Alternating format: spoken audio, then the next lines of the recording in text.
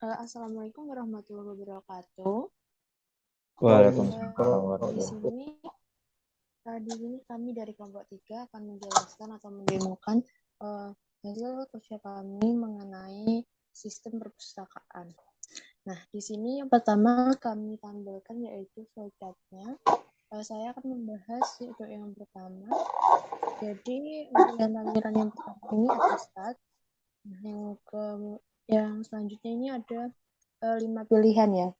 5 pilihan ini terdiri dari daftar buku pinjaman, kemudian yang ketiga ada daftar mahasiswa, dan juga yang keempat yaitu pinjam buku, dan yang kelima yaitu input data.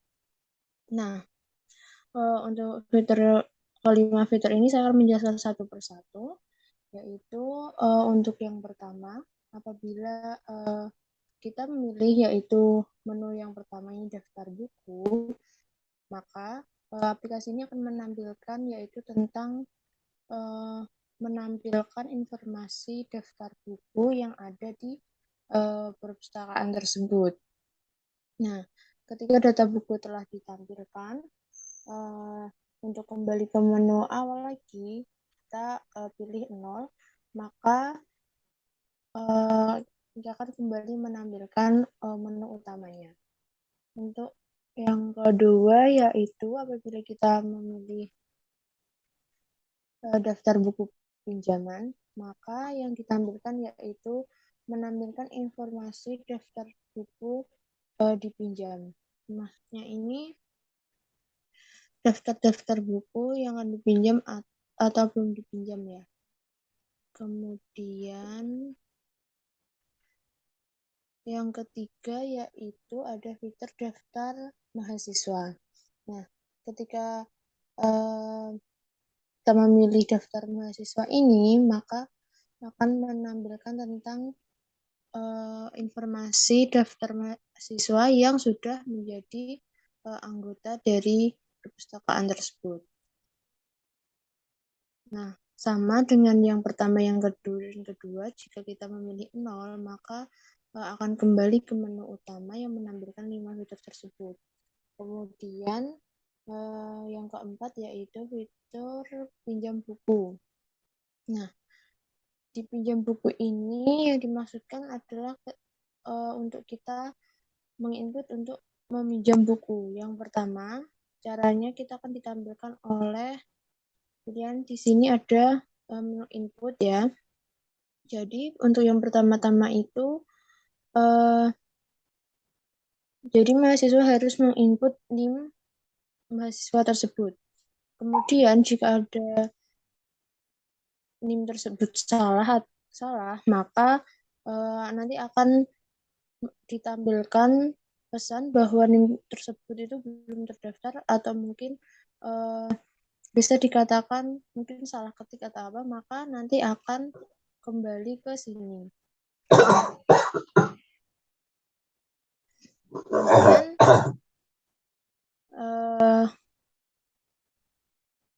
Kemudian ketika diinput lagi dan ternyata benar, maka di sini akan muncul ID bukunya. Kemudian kita masukkan ID bukunya yang akan kita pinjam. Kemudian jika sudah benar, maka peminjaman kita akan sukses dan akan menampilkan bahwa di sini kita berhasil untuk meminjam buku dengan ID yang telah kita masukkan tadi. Kemudian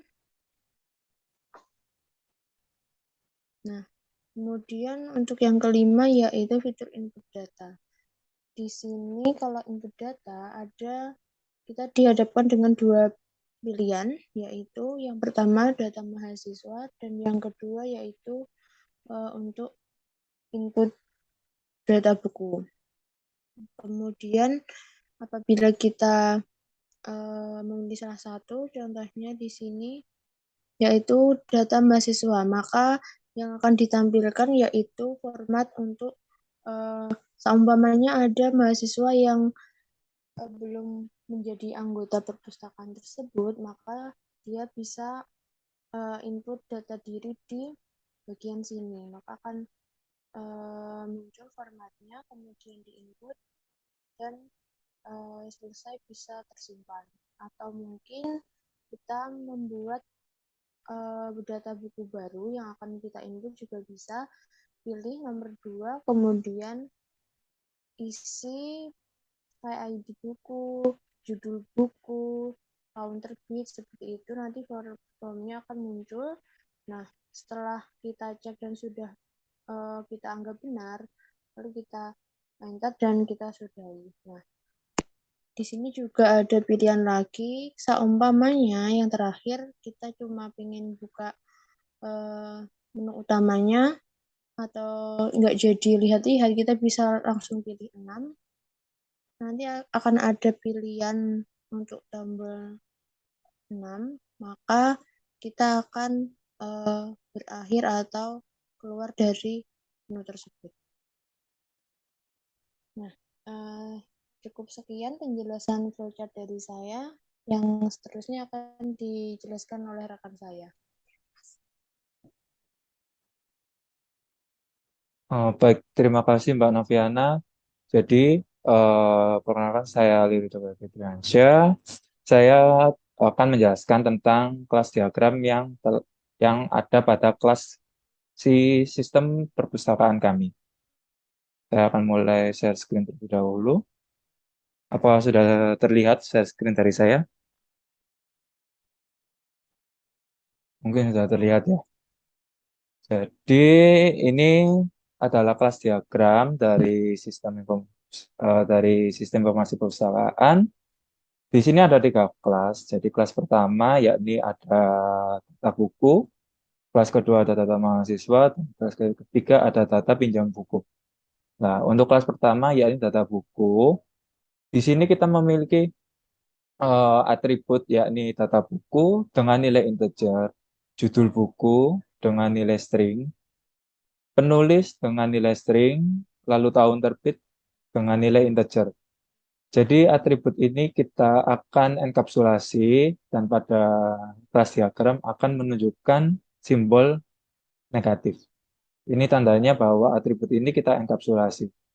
Lalu kita akan berikan getter dan setter agar atribut tersebut dapat diakses oleh kelas lainnya.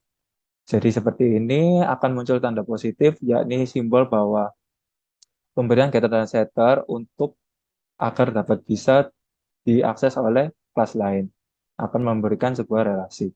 Seperti getter, get penulis, setter, get penulis, getter, get ID buku, setter, get ID buku, getter untuk get ID judul buku, set untuk set judul buku, getter untuk get tahun terbit, dan setter untuk set tahun terbit. Lalu kelas kedua, yakni ada kelas mahasiswa. Di sini kita memiliki atribut yang kita enkapsulasi, yakni NIM dengan nilai integer, mahasiswa dengan nilai string, fakultas dengan nilai string. Nah, di sini kita juga akan sama memberikan getter dan setter. Agar kenapa? Agar kelas mahasiswa ini juga dapat berrelasi dengan kelas lainnya. Nah, lalu kelas ketiga yakni kelas pinjam buku. Di sini ada ada atribut khusus yang hanya dimiliki oleh kelas data pinjam buku, yakni kode pinjam dengan nilai integer. Nah, mungkin untuk data mahasiswa dengan nilai string, nama buku dengan nilai string ini telah dimiliki oleh kelas data buku maupun kelas mahasiswa. Jadi, kelas data pinjam buku ini memiliki relasi yakni asosiasi, yang mana asosiasinya satu arah tapi menggunakan dua kelas sebelumnya, yakni kelas data buku dan kelas mahasiswa. Nah, di sini mereka menggunakan navigasi, yakni data pinjam buku akan mengambil atribut dari data buku. Dan begitu pula kelas data pinjam buku akan mengambil atribut dari kelas mahasiswa dengan notasi 1 navigasi dengan banyak di data buku. Jadi nanti akan bisa diinputkan data buku sebanyak sekian akan bisa diakses masuk ke kelas data pinjam buku. Begitu juga dengan mahasiswa. Di sini akan diisikan banyak sekali berapa atau banyak data mahasiswa yang bisa diambil oleh kelas data pinjam. Mungkin itu yang bisa saya sampaikan untuk kelas diagram dari sistem informasi perpustakaan kami. Mungkin struktur dan source code-nya mungkin akan dijelaskan oleh rekan kami, Mas Titus.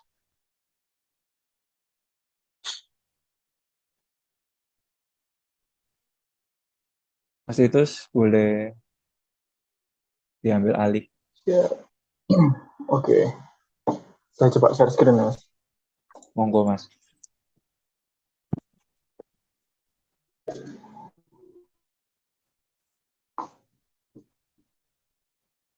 Oke, share screen saya sudah kelihatan. Sudah, Mas? Baik. Oke. Saya akan menjelaskan terkait mengenai source code yang kita bangun, di mana metodologi apa, bahkan hingga sampai metode apa yang kita pakai supaya aplikasi ini bisa berjalan sesuai dengan apa yang kita inginkan. Menyambung lagi terkait apa yang dijelaskan oleh Mas Ali, kita mempunyai 3 kelas dan tambahan 1 kelas main, di mana kita ada kelas mahasiswa, kelas buku, dan juga kelas pinjam. Di mana di setiap atribut yang kita deklarasikan, kita pakai modifier-nya yaitu pakai private, supaya kelas ini itu tidak bisa diakses oleh sembarang kelas, hanya beberapa kelas tertentu yang bisa akses ke atribut dari kelas yang dimaksud. Di struktur ini, kita juga pakai metode dengan metodologi void, yang dimana dia tidak mengembalikan nilai, melainkan melakukan sebuah proses di dalamnya, dan kita juga pakai metode yang non-void, di mana metode ini kita pakai untuk mengambil data dari atribut yang kita inginkan, yaitu dia mengembalikan sebuah nilai. Nah, karena modifier kita pakai private, maka kita lakukan enkapsulasi, di mana kelas itu tidak bisa langsung mengambil ke atribut tersebut, melainkan harus melewati metode yang kita sediakan, yaitu metode setter dan juga metode getter. Setter ini untuk memasukkan sebuah nilai dari sisi inputan user, hingga pakai metode getter, di mana untuk menampilkan sebuah nilai yang diinginkan oleh user. Nah, karena terdapat metode getter dan setter, dan di mana kita juga pengen ada nilai default yang awalnya itu sudah kita tentukan, maka kita juga memberikan di setiap kelasnya itu ada konstruktornya. Nah, kayak ini public pinjam, ada buku, dan juga konstruktor untuk mahasiswa, di mana setiap konstruktor ini sudah kita set default, itu ada datanya, di mana kita awal ngeset 4 data untuk buku, the Archer, the Commander, buku prediksi, dan lain-lainnya, dan juga data dari mahasiswa, dan juga terkait ini, buku peminjaman. Nah, terkait penyimpanan data yang kita pakai, yaitu yang pertama pastinya kita hanya memiliki satu objek, namun di objek tersebut menyimpan nilai dalam bentuk array. Jadi kita tidak meng-create satu persatu objek untuk satu data, melainkan cukup satu objek untuk beberapa data. Jadi kita simpan dalam bentuk array. Dan kita lakukan menggunakan perintah looping, supaya bisa kita lakukan secara dinamis. Mulai dari menampilkan isi menu, di mana kita pakai fitur looping, di mana ketika user itu melakukan interaksi dengan aplikasi, maka dia akan looping terus-terusan, hingga sampai nanti statusnya ini bakal berubah menjadi false ketika kita pilih 6 untuk tutup aplikasi. Nah, untuk kondisi yang kita pakai, di mana ketika user itu memasukkan pilihan 1, 2, 3, 4, atau 5, kita pakai metodologi switch, di mana kalau misal si user input angka 1, maka dia akan berada di case 1, di mana case 1 ini ada juga terkait beberapa perintah apa yang nanti dilakukan, mulai dari input data atau nanti menampilkan data. Jadi ada case 1, case 2 dipisah, case 3, case 4, hingga sampai kalau misal ternyata user itu memilih dari di luar menu yang kita sampaikan, misal milih menu 7, di mana menu 7 itu nggak ada, maka dia akan masuk ke dalam case default, di mana bakal ada muncul notifikasi bahwa menu itu tidak ada. Jadi simpelnya aplikasi yang kita bangun itu kita bangun secara dimana kita tidak mendeklar satu-satu, tapi kita pakai fungsi looping dan juga kondisional if dan juga switch, supaya apa yang kita bangun cukup kita berikan satu perintah dan itu bisa dilakukan secara dinamis tanpa kita perlu mendeklar satu-satu. Ya mungkin itu yang mau saya sampaikan terkait struktur codingan kita. Ya mungkin nanti kita langsung lanjut aja mengenai demo, di mana aplikasi kita berjalan ketika user ingin berinteraksi dengan aplikasi yang kita bangun. Itu saja dari saya. Terima kasih. Nanti kita lanjut dengan rekan saya selanjutnya, Mas Marcel. Kenalkan, nama saya Marcel Ferreira Cesario. Di sini saya ingin mendemonstrasikan aplikasi manajemen perpustakaan atau si Perpus. Di sini terdapat 5 menu.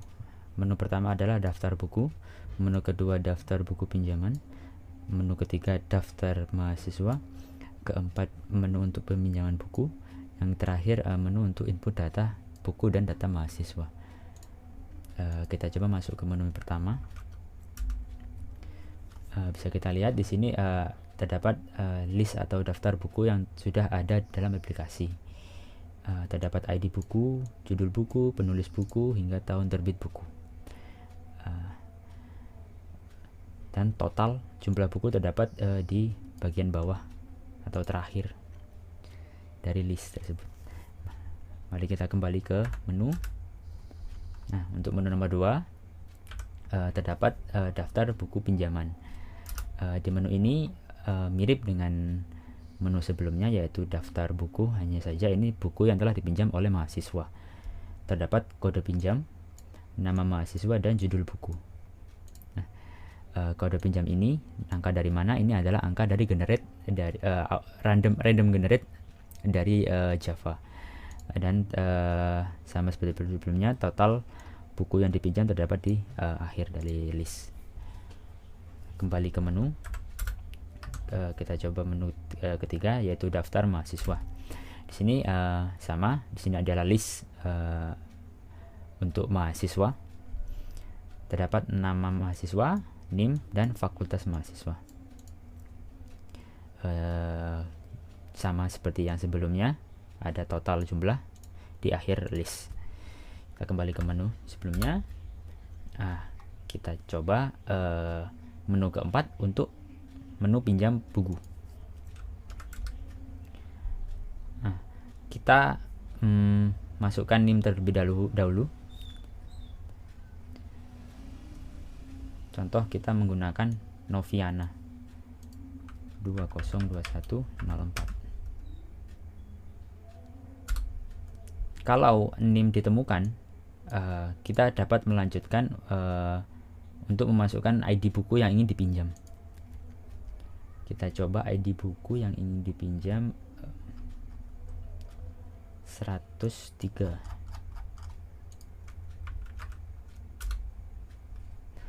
Peminjaman buku sukses. Mari kita lihat daftar buku pinjaman untuk mengecek pinjaman kita berhasil. Ya, ada Noviana, judul buku prediksi pertumbuhan teknologi. Kita kembali ke menu, dan di sini saya ingin menunjukkan jika user salah memasukkan NIM atau ID buku, aplikasi akan menolak dan memberikan informasi bahwa mahasiswa tidak ditemukan. silakan koreksi kembali. Jadi kita harus memasukkan NIM sesuai NIM yang sudah diinputkan di daftar mahasiswa. Kita coba lagi 2101. Nah, NIM ditemukan, kita dapat melanjutkan ke ID buku. Di ID buku sama seperti NIM, harus sama, ID buku harus sesuai dengan ID yang ada di daftar buku.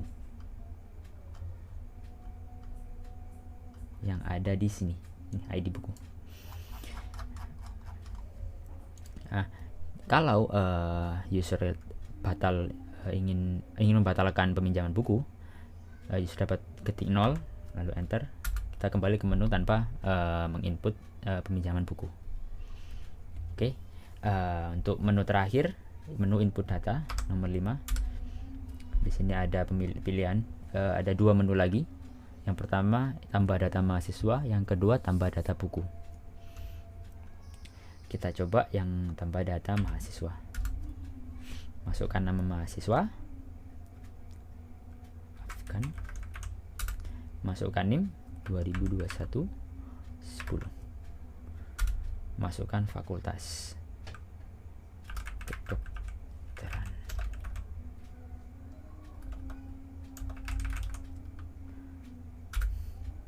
Tambah data mahasiswa berhasil. Kita kembali ke menu, cek bahwa mahasiswa berhasil didaftarkan. Bisa kita lihat di list yang terakhir, Afgan dengan fakultas kedokteran terdapat di list. Kita kembali lagi ke menu, coba input data lagi dan pilih yang data buku. Untuk data buku, penambahan data buku mirip dengan data mahasiswa, hanya saja berbeda atribut yang ingin disimpan. Di sini terdapat nama lengkap penulis,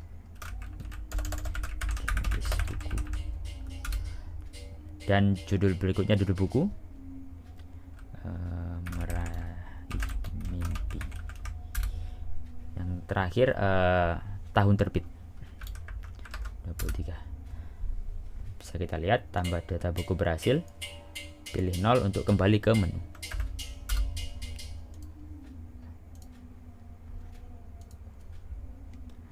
Bisa kita sekarang kita coba ke daftar buku. Ya, buku paling terakhir yang telah kita input adalah ini, dengan ID buku 105, Meraih Mimpi. Penulis bukunya penulis buku, yang tahun terbitnya 2023. Total jumlah bertambah menjadi 5 buku. Yep. Berikut adalah demonstrasi dari aplikasi manajemen perpustakaan atau si Perpus. Terima kasih. Assalamualaikum warahmatullahi wabarakatuh.